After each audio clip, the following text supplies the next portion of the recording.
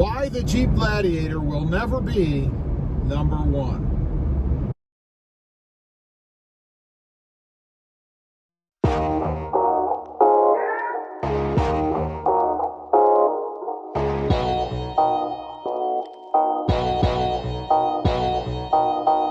Well, good morning, everybody. How are you today?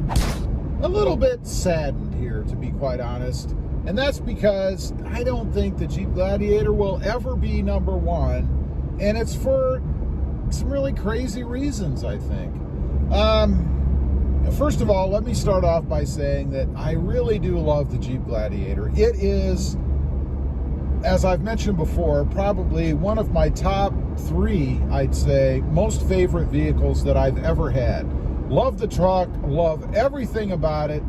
But I gotta say, there are a couple of reasons that I honestly believe, and I always try to be honest on here with you guys, even though I really do love this truck, and there's plenty of reason for me not to be, pride-wise, I guess, because, you know, I did buy it.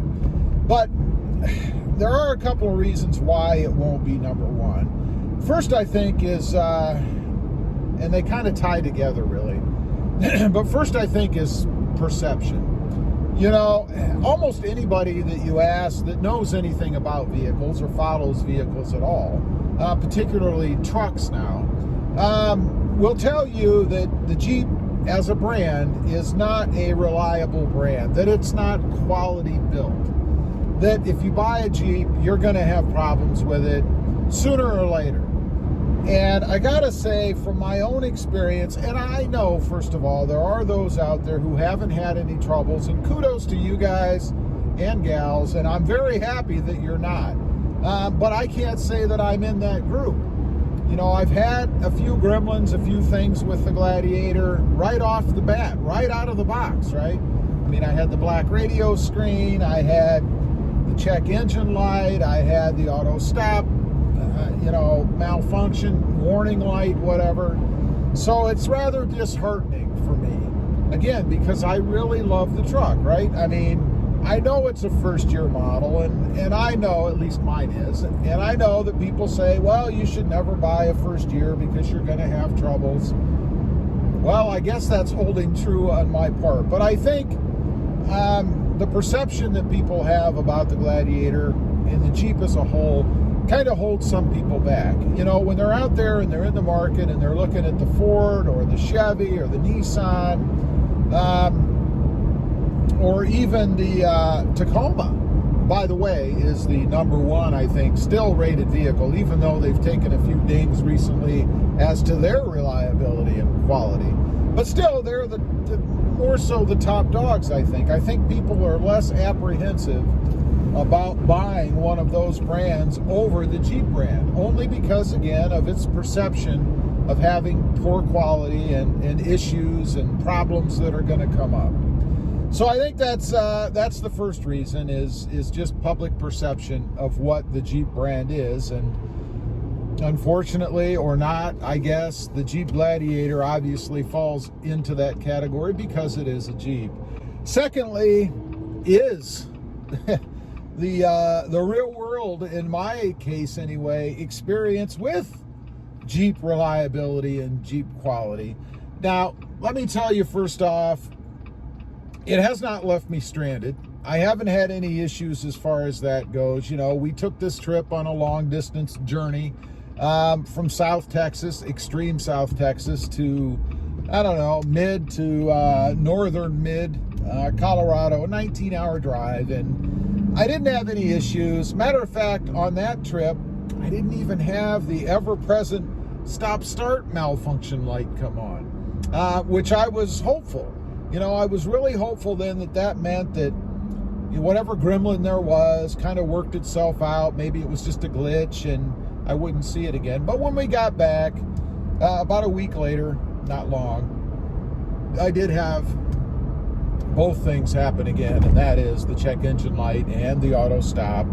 Since then, the check engine light did go off, I did take it in and have it upgraded or updated, the software, of which the dealership told me that I wouldn't have any more issue. You know, I'm not going to go deep into that because I did make a video on that. But the check engine light has not come back on since, so that's a good thing. Can't say the same about the auto stop malfunction. I've had that several times.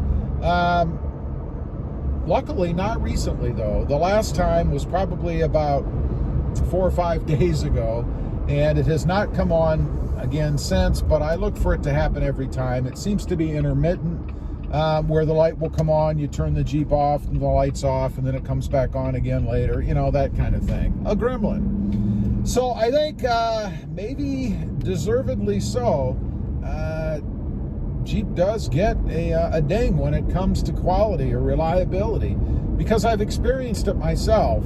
Now, I've said it saddens me, and it really does. It really does, because I think it's a fantastic product. I mean, it's innovative. You know, there is no other fully convertible product out there. There is, of course, the new Bronco that's coming, where you can remove the top or panels or whatever, but it's not the same as the Jeep. You know, Jeep is the pioneer in that, I think, really, you know, as far as the Wrangler goes, and even the utility or the SUV Wrangler JK, where you can remove everything, have that full outside experience in the Jeep, which I think is wonderful. And it's very innovative of Jeep to go ahead, or Fiat Chrysler as they are now, to go ahead and incorporate that into a pickup truck.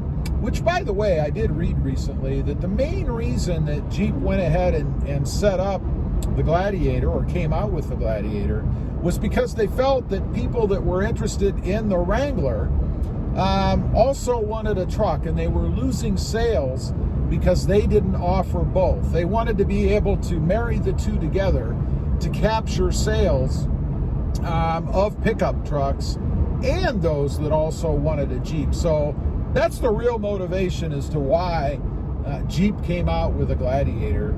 And it's too bad, because I think if they were to utilize quality parts, you know, just use quality parts in the vehicles. And I say that because it's an ongoing issue. So I think that the philosophy behind the Jeep, or those at Jeep, is to possibly use parts that are a little bit less costly, maybe made in places that aren't as quality concerned as some of the other manufacturers. And I can say that because I have the Tacoma, and I've had several Tacomas, and I've never had any problems with any of them. So obviously Toyota is doing something different in their Tacoma or their truck line than Jeep has chosen to do with theirs. And really, given the all-world economy that we have these days, it has to come down to manufactured supplied parts. I mean, let's be honest, they all buy parts from different manufacturers. Nobody makes a complete vehicle these days. Everybody uses third party.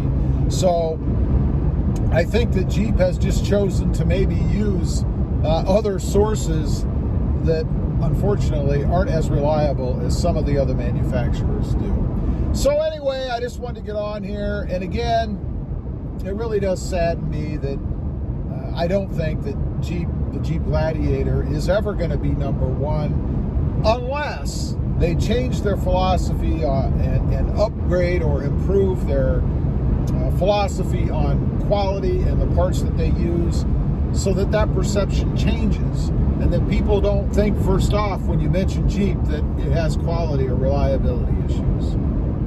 Anyway, leave a comment. Let me know what you think. Do you think Jeep is ever going to be number one? Do you think they've got the oomph to be able to do that? Oomph being quality and reliability.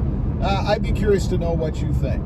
Also, real quick, if you're interested, check out my other channel. It is all about the 2020 Toyota Tacoma.